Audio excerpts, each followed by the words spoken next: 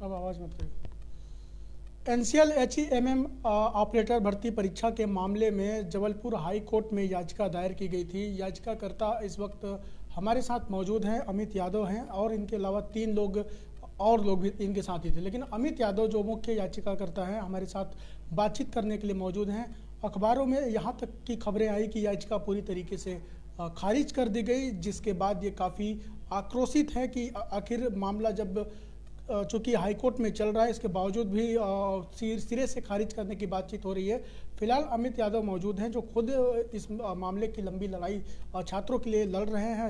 हजारों छात्र प्रभावित हैं इससे।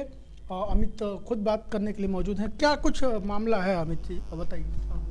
जी, एचईएमएम ऑपरेटर में जो घोटाला हुआ उसके लिए जो हम लोगों ने याचिका दायर की थी, उसमें यहाँ पर जो दैनिक भास्कर के पेपर में जो मतलब वो आया था कि याचिका खारिज कर दी गई, परंतु याचिका खारिज नहीं कर दी गई। खारिज का मतलब डिसमिस होता है। डिसमिस मतलब याचिका खारिज होना, परंतु डिस्पोज मतलब निपटारा होना होता है। अच्छा। तो डिस्पोज हुई है कि इसका निपटारा हुआ है। उसमें निपटारा में ये कहा गया है कि उसमें कि आप जाके जो कमेटी एनसीएल के द्वारा जो कमेटी बनाई गई है, आप उसके पास जाइए और जो आपके पास मतलब जो आप जिस चीज़ से नाराज हैं, आप जाके उनसे वो चीज़ की बातें रखिए, अपने साक्ष्य रखिए जो आपने पिटीशन में जो दिखाए हैं, आपने जो रखे हैं हमारे पास, ये बातें उसमें रखी गई थी। तो हम आज गए थे, तो 5 तारीख को खारिज नहीं हुई है, मतलब एक बात तो यहाँ क्लियर करते हैं, याचिका डिस्पोज हुई है। अब अगला कदम हाई कोर्ट ने क्या कहा है एनसीएल के लिए? हाई कोर्ट ने यह कहा है कि आप जाइए वहां पर कमेटी मेंबर से मिलिए, जो भी कमेटी मेंबर इस चीज का जो भी कहते हैं, उस चीज में अगर मतलब संतुष्ट नहीं होते हैं तो आप जाके जहां भी आप जाना चाहें, डबल बेंच में जाना चाहें या सुप्रीम कोर्ट में जाना चाहें, आप मतलब वहां स्वतंत्र हैं, हम जा सकते हैं, हम जाएंगे इसके लिए। तो अभी तक क्या हुआ इस मामले में? अभी तक ये हुआ कि मैं यहाँ 4 तारीख को घर से निकला था, जबलपुर से निकला था। 5 तारीख को यहाँ मैं पहुँचा। 5 तारीख को मैंने ये यहाँ पर पहले वहाँ पर गेट में हम लोग को अंदर जाने नहीं दिया जा रहा था। फिर वहाँ पर जो मैन वहाँ के सर आए, उन्होंने कहा कि यहाँ पर जो क्या बोलते ये रिपोर्ट में ये आप जांच समिति को आप यहाँ लेटर लिख दीजिए, और जो आपकी जो रिट पिटीशन की कॉपी है जो आपने वहाँ पर लगाई है सुप्रीम मतलब जो हाई कोर्ट में, उसकी कॉपी आप जो भी आपके पास साक्ष्य है वो दे सकते हैं। तो हम लोग ने ये जो लगाए हैं, ये इसका हमने वहाँ पर आवक जावक विभाग है जो एनसीएल में, उसमें लगाया 5 तारीख को, और इसकी ये कॉपी यहाँ पर रिसीविंग हमने ले ली। फिर इसके बाद हमने 6 तारीख को मैंने यहाँ पर 6 तारीख को ये लिख के दिया कि मैं जबलपुर से आया हूँ, मैं यहाँ पर मेरे पास व्यवस्था नहीं है जो भी चीज़ है। फिर इसका मैंने फिर 6 तारीख को ये भी एक लेटर दिया कि मैं आपसे 8 तारीख तक मिलना चाहता हूँ यहाँ पर। मैं 4 तारीख से यहाँ 8 तारीख तक रुका हुआ हूँ। जबलपुर के रहने वाले हैं? जी, जबलपुर में रांची के रहने वाले हैं। तो वहाँ पर मैं 4 से 8 तारीख तक अभी रुका हुआ हूँ। यहाँ पर मेरे पास कोई ऐसी व्यवस्था नहीं, यहाँ मित्रों के यहाँ हूँ मैं, वहाँ पर कोई मतलब वहाँ यहीं पर खाना पीना जैसा भी रहना हो रहा है। कठिन समय से परिस्थिति थोड़ी खराब, आर्थिक स्थिति भी उतनी गरीब परिवार से, मतलब लोग जितने लड़के लोग जितने थोड़ा मोड़ा पैसा करे हों उसके हिसाब से बस थोड़ा हुआ है अपने पास जो भी।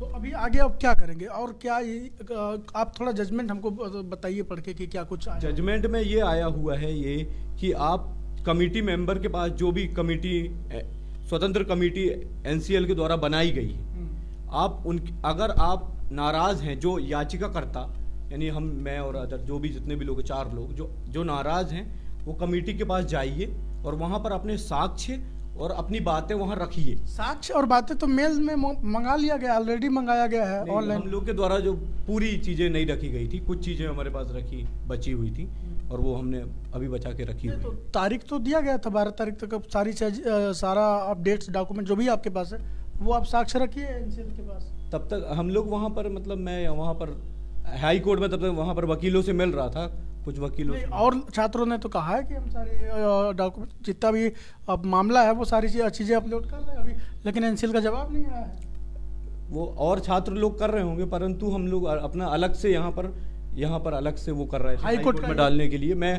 वहाँ पर अलग से लड़ाई लड़ रहा था। जब एनसीएल प्रबंधन ने कहा था कि 12 तारीख तक आपको जो भी डाउट्स है, जो भी समस्या है, तो आप ईमेल आईडी जारी किया गया था बाकायदा, इतनी खबरों को चलने के बाद। तो वो उस ईमेल आईडी में आपने भी कुछ भेजा है कि नहीं? जी नहीं, मैंने नहीं भेजा, क्योंकि मैं इसलिए नहीं, मेरे को भरोसा नहीं उनके ऊपर से, साफ बात ये मेरे को भरोसा नहीं था, इस वजह से मैंने हाई कोर्ट में याचिका मैंने और अच्छा, जिन लोगों ने, छात्रों ने, आपके सहयोगी ने भेजा था, कुछ जवाब आया था उसका जवाब अभी तक नहीं आया है। और आज भी हम लोगों ने पूछा, आज आप एनसीएल के अधिकारी से मिलने गए थे? जी, आज हम जोस्टर साहब से मिलने गए थे, जो कर्मिक अधिकारी वहाँ पर जीएम साहब हैं, उनसे मिलने गए थे। और उनसे मतलब हमारे साथी ने पूछा, जो पेटिशनर है सुभाष यादव जी, उनने पूछा कि ये जांच कब तक रिपोर्ट के, या फिर कुछ भी, जो कौन जांच में है, जांच में मतलब कितने लोग हैं, मतलब जो जांच कर रहे हैं कितने अधिकारी हैं, उनने उस चीज़ का भी नहीं बताया कर। और उन्हें ये भी नहीं बताया कि जांच की रिपोर्ट यानी कब तक आएगी। और जो उन्होंने सिर्फ ये बात बोली कि जांच की रिपोर्ट जो आएगी एनसीएल की, मतलब साइड में डाली जाएगी, तो आपकी पेटिशन का भी उसमें बताया जाएगा और ये रिपोर्ट हाई कोर्ट में भी दी जाएगी, उन्होंने ये बोला। आपको क्या लगता है कि इस मामले में आगे क्या हो सकता है?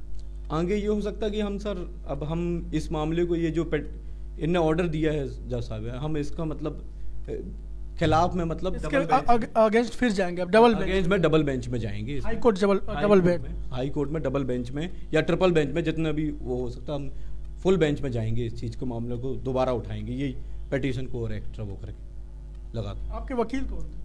वकील YP Sharma sir. YP Sharma संतुष्ट हैं उसका? जी, कामकाज उनका संतुष्ट नहीं है सर उससे। सही, अब कुछ और करेंगे इसमें, देखते हैं, और जो भी होता आगे करेंगे इसमें। और कितने छात्र हैं जो आपके साथ इस आंदोलन, मतलब इस लड़ाई में आपके साथ? अभी इसमें कम से कम 400-500 छात्र हैं अभी, जो मेरे साथ लड़ाई में हैं अभी। पर वो कुछ छात्र वो इसमें, वो जो दैनिक भास्कर और उसमें खबर और अफवाहों के चक्कर में हमसे दूर हो गए हैं, वो छात्र थोड़े से उसमें है, वो आ नहीं रहे हैं। वो अखबारों में क्या अफवाह फैलाई? ये फैलाएगी कि इसमें मैंने ये पढ़ा कि खारिज कर दिया गया फैसला। वो खारिज नहीं हुआ था, परंतु वो ऐसा फैला दिया गया अफवाह जैसा, तो उसमें लोग असंतुष्ट हो गए, वो दूर हो गए, हम लोग दूर हो गए। लेकिन आप चाहते हैं कि सब सहयोग करें? जब सहयोग करेंगे लोग तो ठीक रहेगा, लेकिन अब गड़बड़ी हुई है। गड़बड़ी तो ये तो सीधी से सभी लोग देख रहे हैं, सभी लोग जान रहे हैं, हुई है व्यापक गड़बड़ी हुई है। जी, सुधार कैसे हो सकता है? सुधार यही हो सकता है कि हाई कोर्ट के माध्यम से हो सकता है, जैसे उन लोगों ने खुद अपनी उसमें लिखा था कि जो भी विवाद का निपटारा मध्य प्रदेश हाई कोर्ट जबलपुर से जो भी होगा उससे निपटारा होगा। नहीं होगा तो हाई कोर्ट जाएंगे? नहीं होगा तो सुप्रीम कोर्ट भी हम कोशिश करेंगे। Supreme Court? जी, सुप्रीम कोर्ट भी जाएंगे। ठीक है, तो ये थे याचिकाकर्ता अमित यादव, जबलपुर हाईकोर्ट में इन्होंने याचिका लगाया था और इनकी याचिका पर बताया गया कि एनसीएल प्रबंधन से ही चर्चा की जाए। लेकिन अभी ये उससे संतुष्ट नहीं है, डबल बेंच में फिर से ये अपील करेंगे आने वाले समय में।